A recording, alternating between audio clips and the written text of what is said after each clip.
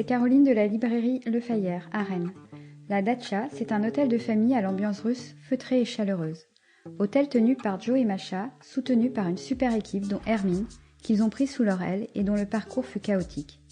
Mais qu'adviendra-t-il de la Datcha quand Joe et Masha ne seront plus là ? Une fois de plus, les personnages d'Agnès Martin-Lugan nous ressemblent avec leurs failles et leurs forces.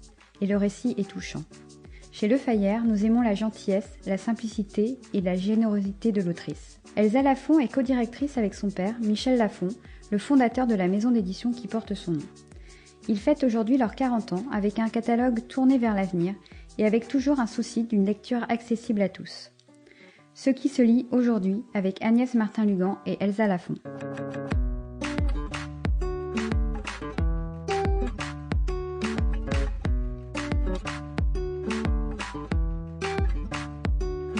Bonjour et bienvenue dans Ce qui se lit, le podcast de la librairie Le Fayère à Rennes réalisé par Arnaud Vasmer, des entretiens durant lesquels nous vous proposons d'entendre un auteur ou une autrice et son éditeur. Aujourd'hui, avec Agnès Martin-Lugan, il va être question d'une datcha, d'un hôtel dans lequel une femme va trouver un toit pour vivre et bien davantage. Bonjour Agnès Martin-Lugan. Bonjour. La datcha, c'est le titre du roman que vous publiez aux éditions Michel Lafont. Tout à l'heure, nous entendrons, alors non pas votre éditrice, mais la directrice de cette maison qui est Elsa Lafont, chez qui vous publiez depuis le départ. Dans La datcha, ce nouveau livre, vous racontez une narratrice de 21 ans qui s'appelle Hermine, qui est livrée à elle-même, qui fuit sa solitude en écoutant les conversations dans les bars et qui va par hasard devenir femme de chambre dans cet hôtel. Et puis on va la retrouver 2 décennies plus tard, bien installée, avec la question de la transmission qui est là. Oui. Comment il est né ce roman ? Comment est née cette histoire, Agnès Martin-Lugan ?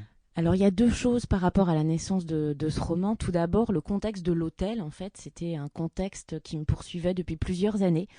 Je m'étais posé la question à plusieurs reprises pour mes romans précédents, est-ce que ça se passerait pas dans un hôtel ? Et puis à chaque fois, la rencontre finalement ne s'opérait pas entre l'histoire, les personnages et l'hôtel. Et puis, je vous appelais depuis longtemps quand même. Ah oui, ça faisait au moins 3 ans que je tournais autour de l'histoire d'un hôtel. Enfin, en tout cas, du contexte, du lieu d'un hôtel. Et puis, au printemps dernier, moi, j'ai été dans la sidération et j'ai pas pu du tout écrire, en fait, pendant le premier confinement. Mais j'ai partie de ces écrivaines qui ont été bloquées et pas ceux qui ont tout d'un coup eu une grande envie d'écriture. Ah, pas du tout. Non, moi, j'étais figée, j'étais dans l'angoisse du moment, dans le temps, finalement, enfermée avec ma famille et incapable d'écrire. Mais bon, je ne peux pas m'empêcher de penser. Donc voilà, ça a commencé un petit peu à cogiter dans ma tête et puis je me suis interrogée sur ce que j'avais envie de raconter pour le roman de l'après finalement. Enfin, on était encore à ce moment-là dans l'optique de l'après. Oui. Et puis j'ai eu, j'emploie cette expression, j'ai eu envie d'ouvrir les volets en fait, d'aller vers quelque chose de la lumière, de la respiration. Et là, l'hôtel est revenu d'une manière assez naturelle et je me suis dit, bon, ce coup-ci, je vais pas y échapper. Il va vraiment falloir que ça se passe dans un hôtel et quasiment dans le même temps, en fait, Hermine et Joe et Masha, 2 autres des personnages principaux du roman, propriétaires de la datcha, se sont imposés à moi. Mais vraiment, ça peut paraître assez fou, mais moi, mes personnages, en général, ils arrivent, ils débarquent dans ma tête avec beaucoup de valises et je sens rapidement si la rencontre peut s'opérer ou pas entre eux et moi. Et en l'occurrence, il y a eu ces multiples rencontres entre eux, l'hôtel et moi.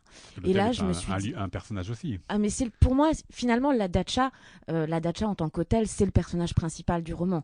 Enfin, c'est moi, si vous voulez, si je dois donner une définition à ce texte, à cette histoire, c'est l'histoire d'un lieu et d'une famille au travers le regard d'Hermine, en fait.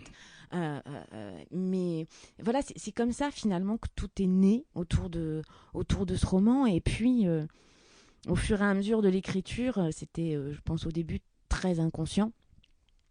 Mais j'y ai mis toute une ambiance dans laquelle j'avais envie d'être, tout simplement. Et plus j'avançais dans l'écriture, plus je me rendais compte que la datcha, finalement, c'était aussi un refuge pour moi par rapport à ce qu'on vivait, puisque rien ne s'est arrêté, finalement, et on en est toujours au même point, presque. Et du coup, oui, il y a une valeur refuge pour moi dans ce roman.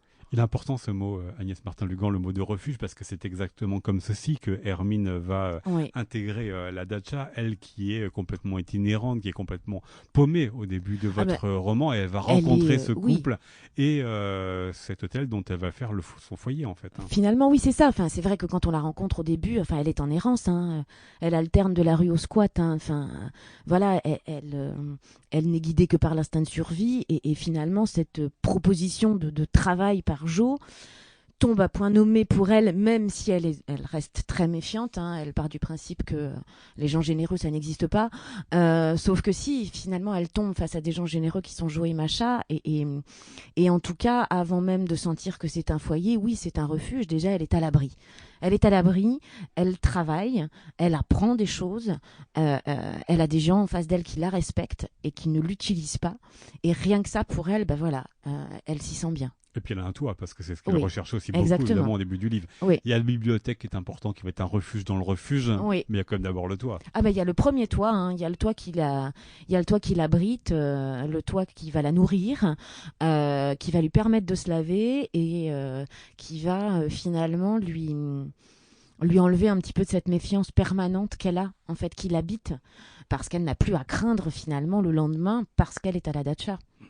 Qui est un lieu particulier, Agnès Martin-Lugan, que cet hôtel, la datcha. Alors, on n'est pas du tout dans la géographie que vous habitez, c'est-à-dire la côte malouine, on est dans le Vaucluse, donc assez isolé, à côté du Mont Ventoux, donc il y a les touristes qu'une partie de l'année. Et en même temps, c'est un lieu aussi qui vient d'ailleurs, parce que ce mot de datcha, évidemment, renvoie aussi à un ailleurs. Il est formé par un couple dont lui vient de Marseille, tandis qu'elle porte une histoire qui est bien plus lointaine géographiquement.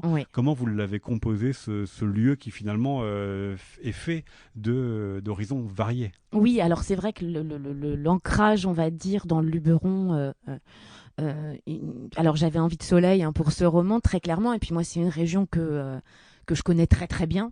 Je vais y passer toutes mes vacances, donc forcément il y avait une résonance chez moi, et je n'imagine pas en fait écrire dans un lieu, un environnement que je ne connais pas, sensoriellement.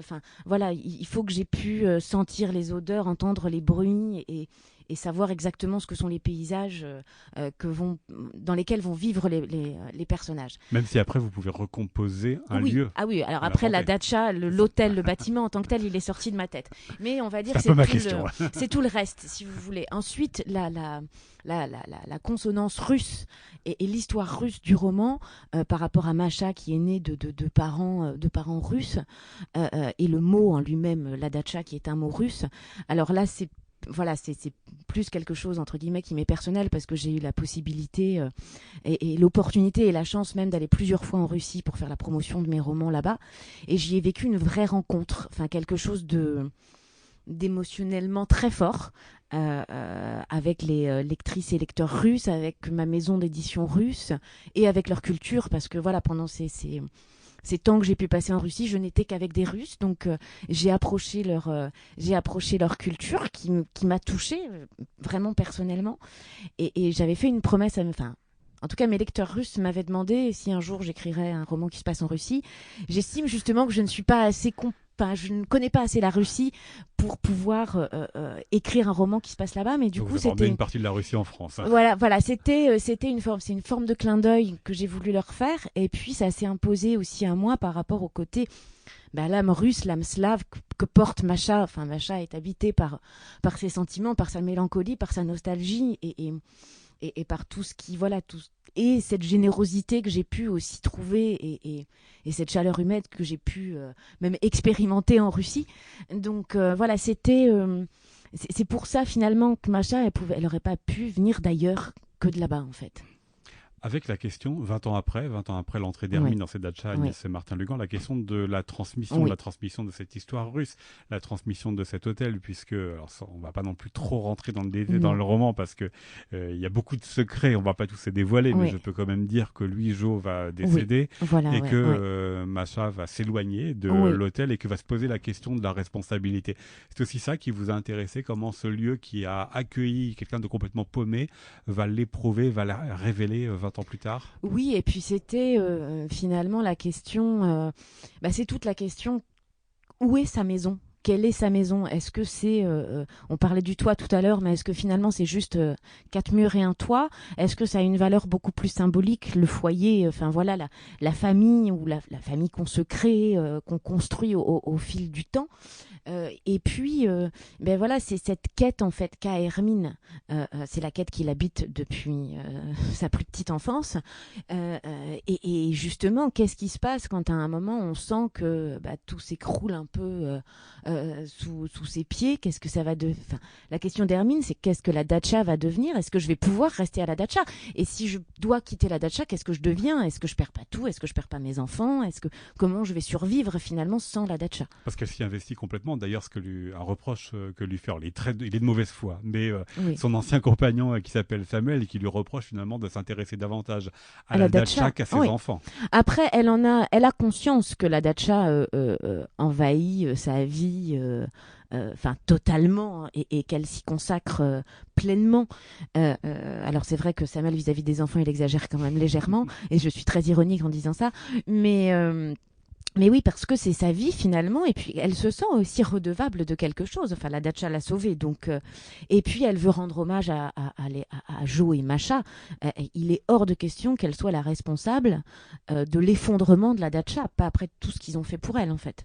Oui, mais justement, c'est ça aussi qui est intéressant dans votre roman. C'est la le poids. Question, voilà, c'est le poids de l'héritage. Et c'est la question aussi de qu'est-ce que l'on doit et qu'est-ce que l'on doit conserver de cet héritage. Exactement. C'est où trouver il y a une forme de juste milieu. Est-ce que tout doit rester tel quel? Est-ce que ça peut évoluer? Et quelles sont les places des uns et des autres? Et puis, c'est le poids. Je crois qu'il y a une forme de... Mais ça, c'est venu aussi beaucoup au fil de l'écriture. Le poids de la transmission, le poids de l'héritage. Et ça concerne plusieurs des personnages du roman. On ne va pas rentrer dedans. Mais c'est-à-dire que finalement, ils ont tous... quelque chose, un problème à régler avec une forme de transmission et d'héritage.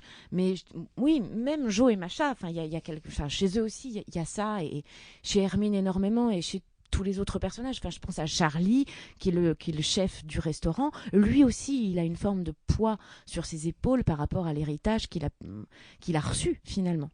Avec la question pour Hermine qu'elle n'est pas la fille de Jo et Masha. Et donc, sa légitimité. Voilà, la question de la légitimité, elle se pose et elle la mine presque à un moment. Oui, parce que c'est la question. C'est est-ce que Jo et Masha ont prévu quelque chose pour mon avenir ou pas? Et en même temps, avec cette horreur à douter de Jo et Masha. Enfin, pour elle, c'est insupportable parce que elle s'est totalement ouverte à eux, elle leur a tout donné, et d'imaginer que Jo et Masha aient pu la trahir comme ça et de ne pas avoir prévu quelque chose pour son avenir, c'est terrible et excessivement douloureux. Ouais. Du coup, elle travaille pour fuir le doute, la tristesse, la menace. Elle travaille, elle s'occupe de ses enfants. Ce sont ces deux piliers, en fait. C'est ce qui lui permet de rester en vie et de ne pas se faire envahir par ses angoisses et par ces démons venus de son enfance.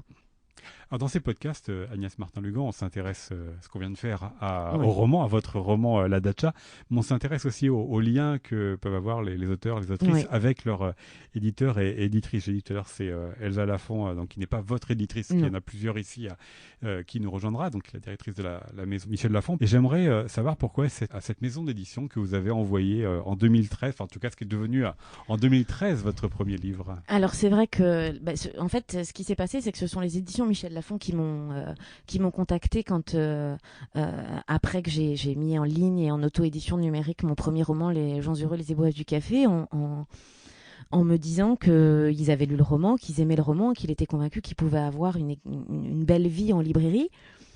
Je les ai rencontrés, nous sommes rencontrés, je dirais, et l'aventure a commencé avec eux de cette manière-là. Donc maintenant, ça date finalement quand on y pense, parce que ça fait 8 ans. 8 ans maintenant. 8 ans depuis la parution du premier roman. Oui, voilà. Donc et aujourd'hui, c'est mon 9e roman qui est sorti. Donc c'est une grande histoire.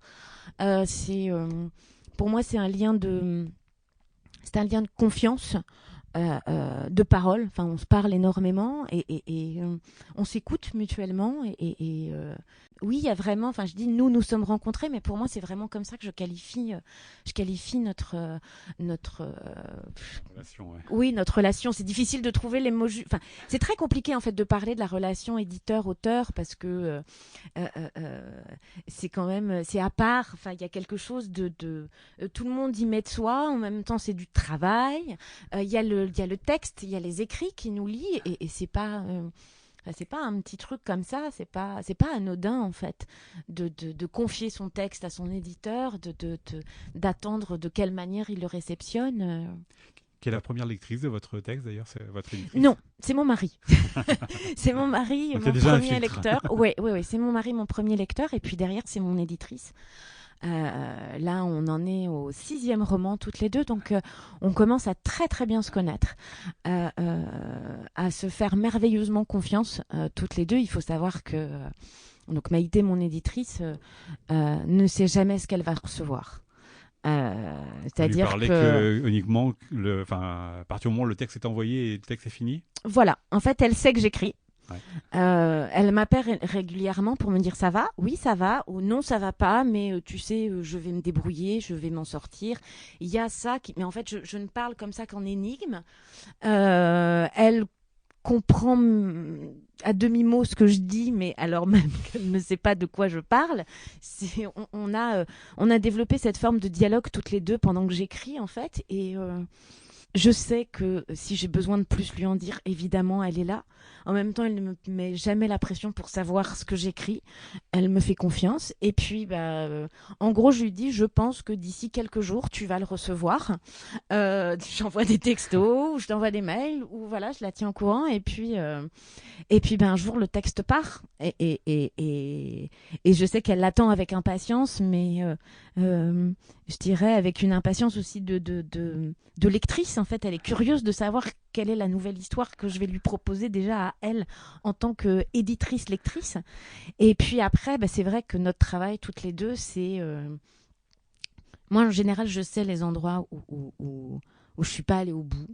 Où j'ai gardé encore quelque chose d'enfoui et elle est... elle les pointe ou est-ce que vous attendez qu'elle... Elle sait en fait où mettre le curseur pour me bousculer, me faire aller plus loin. Elle commence à me connaître par cœur quand même dans l'écriture. Donc elle est capable de me dire là Agnès, il y a autre chose. Tu m'as pas tout dit. Donc va réécrire, va me dire tout et on en reparle. Et voilà, il suffit juste parfois de ça, mais parce qu'elle me voilà, avec le temps, avec le nombre de romans qu'on a pu faire ensemble, forcément elle me connaît et du coup, à chaque fois, on met le curseur de... Moi, en fait, j'attends aussi d'elle qu'elle me tire encore plus vers le haut. Moi, à chaque fois que j'écris un roman, j'ai le sentiment de repartir à zéro et je veux toujours aller plus loin. Enfin, il n'est pas question de me dire je vais réécrire comme au moment de mon premier roman. Non, pour moi, un auteur, c'est comme un musicien. Plus il s'entraîne, plus il écrit, plus il joue. Et moi, plus j'écris, plus on s'autorise de choses, moins on s'auto-censure et plus on s'accorde de liberté dans l'écriture. Et du coup, elle sait qu'elle peut me dire, mais là, il y a un truc, là, t'as commencé un truc, mais va plus loin. Et ça, c'est génial. Enfin, moi, c'est un travail que j'adore, du coup, d'avoir son avis ou voilà, qu'elle me dise, là, t'es juste. Enfin, cherche pas à faire autre chose, tu vas t'embourber, tu vas perdre la qualité de ce que t'as écrit. C'est très bien. Alors, il y a ça, c'est effectivement ce rapport de cette éditrice qui est extrêmement important. Et puis, il y a de l'autre côté ce que vous rencontrez depuis plusieurs romans Agnès Martin-Lugan, c'est-à-dire ce succès colossal. Comment est-ce que vous le prenez en compte pour écrire le roman? Parce qu'il peut aussi, lui, être tétanisant. Il peut aussi être une forme de pression. Oui, alors c'est vrai qu'il y a toujours... quand je vois des merveilleux retours de lecteurs sur mes romans, je me dis, mince, comment je vais faire l'année prochaine pour être à la hauteur de ce qu'ils attendent de moi? Mais au bout d'un moment, je finis toujours par... il faut surtout pas mal interpréter ce que je vais dire. Mais en fait, je n'écris pas pour les lecteurs, j'écris pour moi. Même si après, je leur offre, entre guillemets, le roman. Mais c'est-à-dire que il faut d'abord qu'il vous plaise et que vous vous retrouviez pleinement. Oui, il faut que je puisse le porter en moi. Je n'écris pas ce qu'on me demande d'écrire. j'écris l'histoire et les personnages qui m'habitent, qui me portent et que j'ai envie de porter et que j'ai envie de défendre. Parce que pour moi, le principal dans l'écriture, alors il y a le travail et la rigueur. Enfin, pour moi, il faut être rigoureux et il faut travailler. Mais c'est la sincérité. S'il n'y a pas de sincérité, si l'histoire, je me dis, bon, allez, d'accord, je vais faire plaisir, je vais écrire ça. Alors déjà, je pense que la qualité de mon écriture s'en ressentira, mais alors plus que grandement. Et puis, je vais m'ennuyer, donc je ne vais pas réussir à l'écrire. Donc non, j'écris d'abord l'histoire que j'ai envie de défendre, l'histoire qui va m'habiter, au risque de décevoir le lecteur. Après, si je déçois le lecteur, je dirais, je suis tombée à côté de la plaque, ça c'est sûr, je vais pas me mentir, mais au moins c'était l'histoire que j'avais portée, d'une manière ou d'une autre, j'y aurais cru à un moment, et me dire, c'est ce qui me correspondait à ce moment-là, il fallait que j'écrive cette histoire, il y a un moment, une évidence à écrire telle ou telle histoire. Ce succès-là, est-ce que vous le sentez, est-ce que vous le ressentez aussi dans la manière dont vous pouvez travailler avec votre éditrice ou plus largement avec la maison d'édition Michel Lafon? Parce que forcément, une autrice qui a énormément de succès est une autrice importante pour la vie de la maison. Oui, est-ce que je le ressens moi, j'ai le sentiment d'être plus qu'entourée, en fait, depuis mon arrivée aux éditions Michel Lafon, avec une équipe qui me soutient, qui y croit, qui est là aussi dans les moments de doute. Donc, l'enjeu, je dirais, il est commun, en fait. On partage aussi la même envie que le roman rencontre ses lecteurs, le maximum. Enfin, voilà, il faut pas mentir. Bien sûr que j'ai envie d'avoir le maximum de lecteurs sur mes romans, et forcément, c'est l'enjeu aussi de la maison d'édition. Donc, j'ai pas le sentiment non plus qu'il y ait eu. On ne fait pas peser le poids. Non. Enfin, on ne me met pas une pression. Après, peut-être qu'ils me connaissent et qu'ils ont compris que ça marchait pas forcément avec moi. Il y a des gens. Enfin, voilà, c'est une question de caractère. En même temps, ils savent que par moments, je suis capable de travailler dans l'urgence et de me saisir dans l'urgence. Je pense que voilà, c'est aussi ce dialogue permanent qu'on entretient ensemble qui nous permet de si bien avancer depuis toutes ces dernières années. Alors, vous êtes une autrice, Michel Lafon. Est-ce que ça veut dire aussi que vous vous retrouvez dans l'entièreté de ce qui est publié? Parce qu'il y a des choses très variées. Il y a de la fiction, ce que vous faites, oui. Agnès Martin-Lugan, mais il y a aussi de la non-fiction, il y a des livres pour les jeunes, la bande dessinée. Il y a des genres très variés. Oui. Quel regard vous portez justement sur à la fois ce catalogue et puis votre place dans ce qui est publié? Moi, ma place, j'ai le sentiment de l'avoir trouvée depuis le début. Après, moi, ce que je trouve fabuleux, c'est qu'il y a une polyvalence dans les éditions Michel Lafon, une capacité à la réactivité et une capacité aussi de travail et une ouverture, en fait. Il y a aussi cette ouverture que je trouve intéressante, si vous voulez. J'ai pas le sentiment d'être décalé ou que d'autres soient décalés. Enfin, voilà, il y a en même temps un très beau département de littérature aujourd'hui, un beau département de polar aussi. Il y a évidemment tous les docs, des essais. Enfin, moi, j'aime en fait, si vous voulez, toutes ces différences et cette polyvalence qu'il y a dans cette maison d'édition parce que oui, et forcément, et ça nourrit les équipes, enfin les éditions Michel Lafon en fait. On n'est pas enfermé dans quelque chose d'une forme de l'entre-soi en fait, où tout tournerait autour de la littérature. Non, il y a plein d'autres formes de lecture ailleurs, et finalement, moi ça me plaît parce que il y a un côté, oui, le côté populaire finalement, la littérature populaire dont je fais partie. On me le rappelle bien souvent, mais pour moi c'est pas un gros mot en fait. Pour moi le principal c'est que les gens lisent, et c'est pas parce que on commence par un doc qu'on va pas venir à de la littérature générale ou au polar, et inversement en fait. Pour moi, l'idée c'est de lire et rien ne s'oppose, aucune forme de littérature ne s'oppose, et je pense que c'est aussi ça la force des éditions Michel Lafon. C'est qu'on peut, tous les auteurs de la maison, on peut arriver avec nos forces, nos faiblesses, nos différences culturelles, littéraires, et finalement on fait partie de cette grande famille et de cette grande maison. Voilà, on va entendre dans un instant Elsa Lafon, sa directrice, qui devra être certainement très heureuse de ce que vous avez dit de cette maison. Et puis je renvoie les auditeurs et auditrices à La Datcha, le nouveau roman que vous publiez aux éditions Michel Lafon. Agnès Martin-Lugan, merci beaucoup. Merci à vous.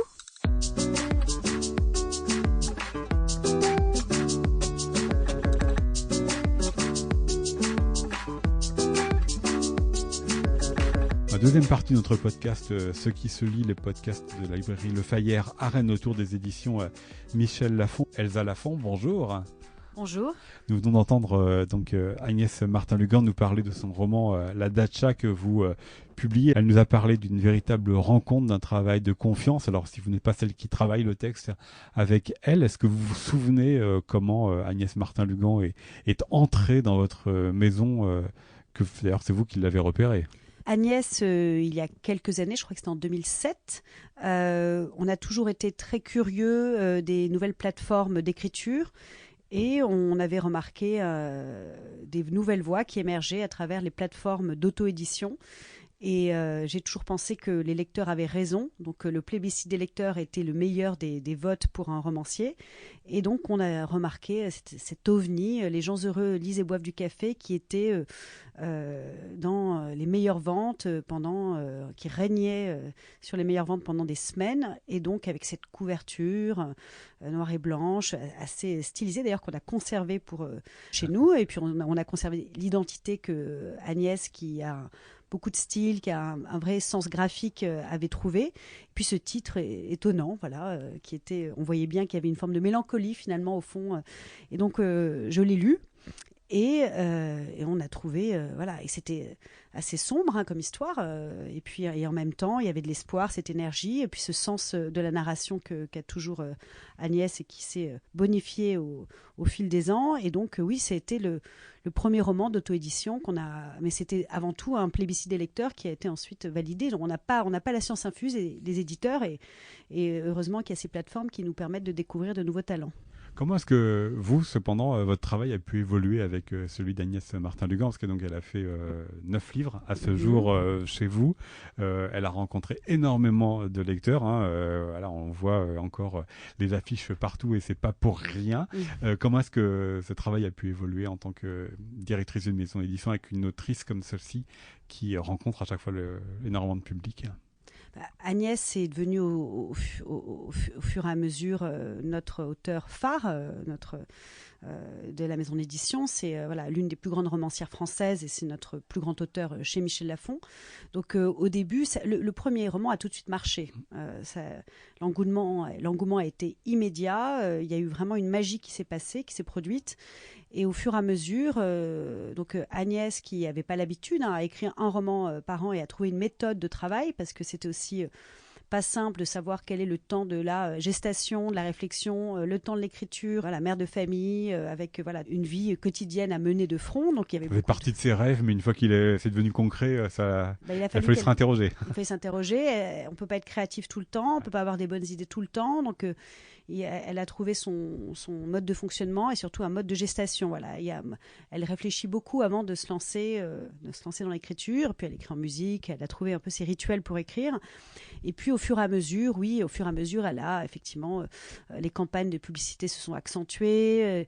On a beaucoup réfléchi aussi sur les communautés digitales. Voilà, donc elle est devenue, l'investissement a été beaucoup plus marketing et publicitaire, et c'est vraiment au fur et à mesure, c'est devenu l'enjeu de la maison d'édition. Donc ça s'est appuyé chaque année, et pour rester au top, c'est parfois plus difficile que même d'y arriver. Voilà, il y a un premier roman, on parle parfois du deuxième roman qui est un peu l'épreuve du feu. Le troisième est compliqué. Voilà, pour confirmer. C'est très compliqué en fait de durer. Ouais.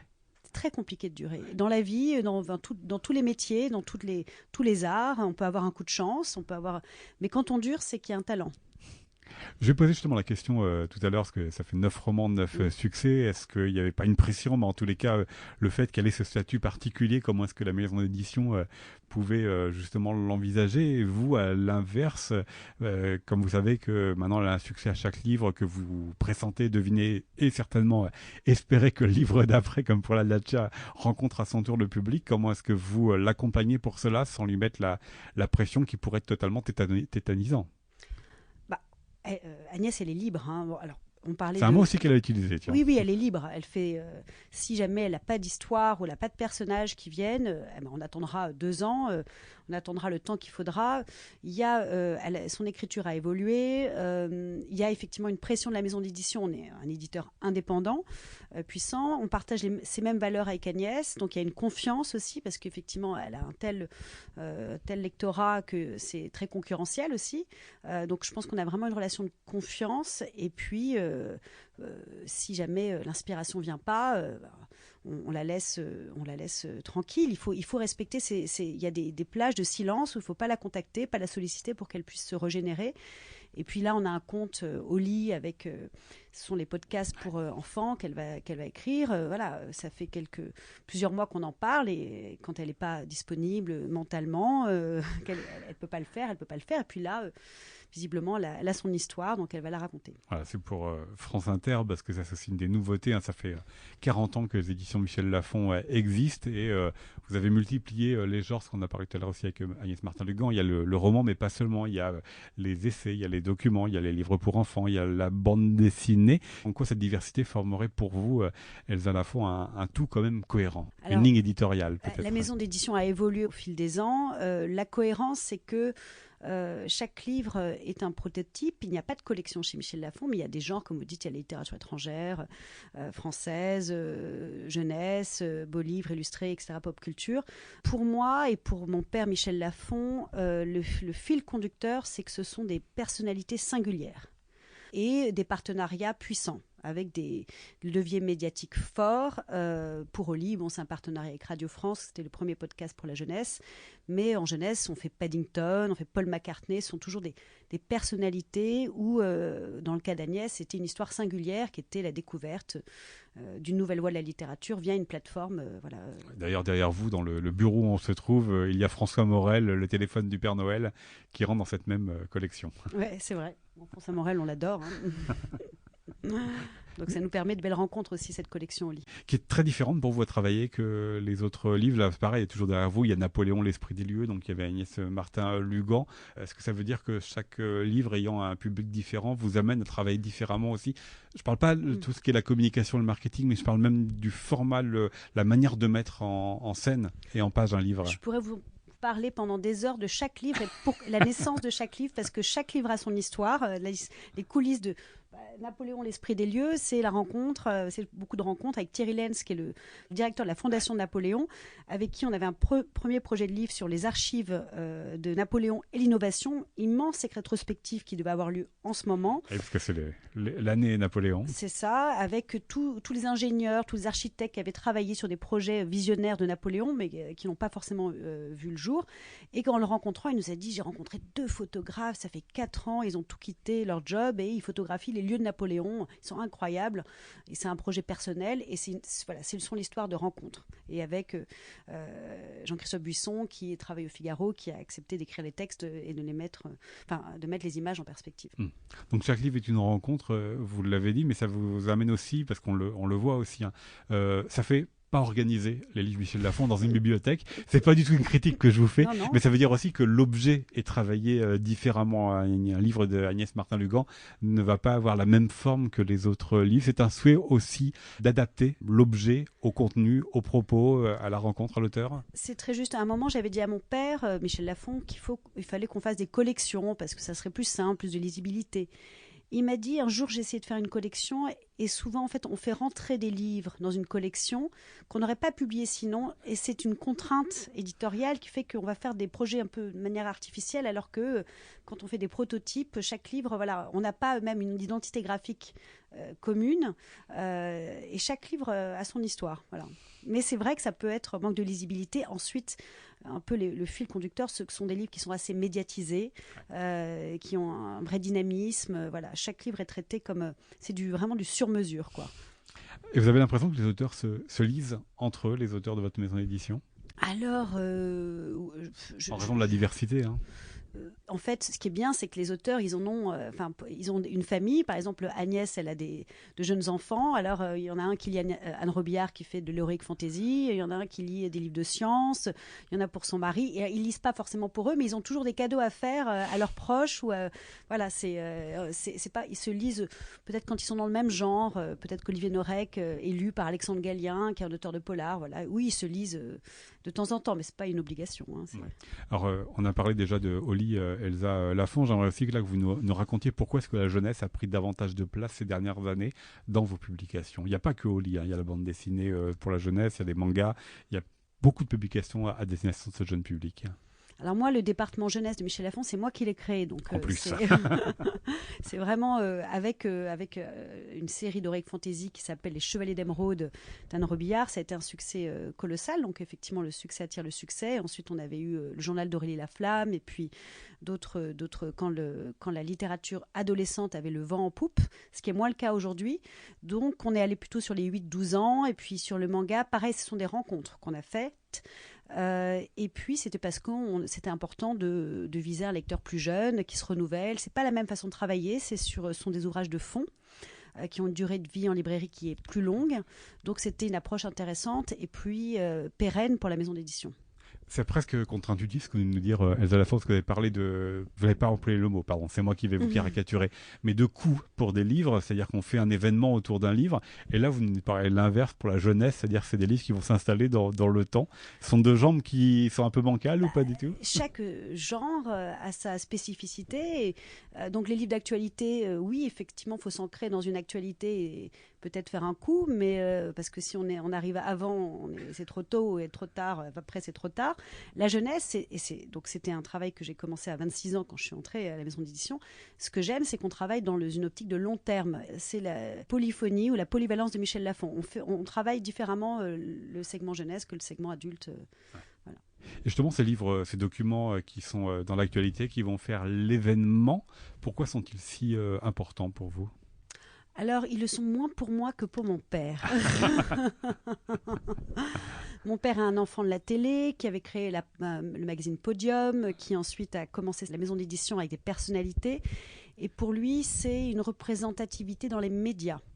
Ensuite, moi, j'y ai vu l'intérêt pour d'autres auteurs comme des romanciers, parce que ça établit avec des journalistes des relations en fait de confiance et de contact réguliers. Parce que si on n'a que des romans à proposer, les journalistes nous accueillent moins que si ils savent toujours qu'un jour ou l'autre on aura un auteur qu'ils aimeraient inviter, donc ils nous prendront au téléphone si on a un romancier qu'ils aimeraient moins inviter, mais peut-être qu'ils vont l'inviter parce que plus tard ils auront une autre personnalité invitée.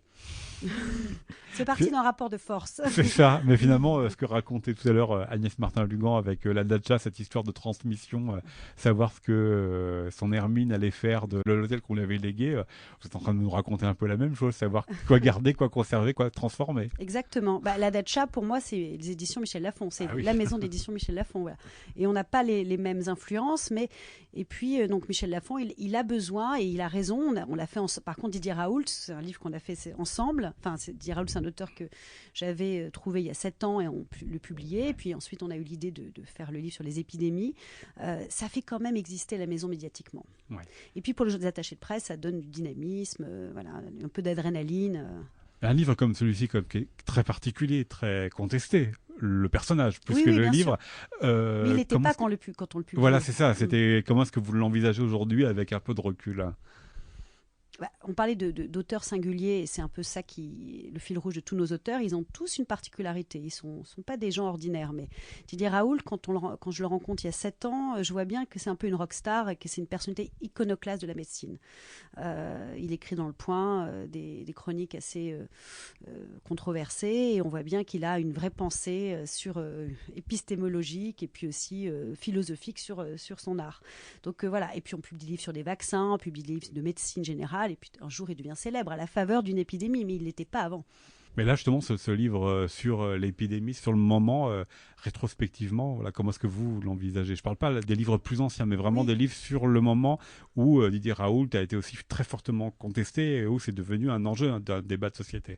En fait, quand on parle de l'épidémie, elle n'est pas en France, elle est juste à Wuhan.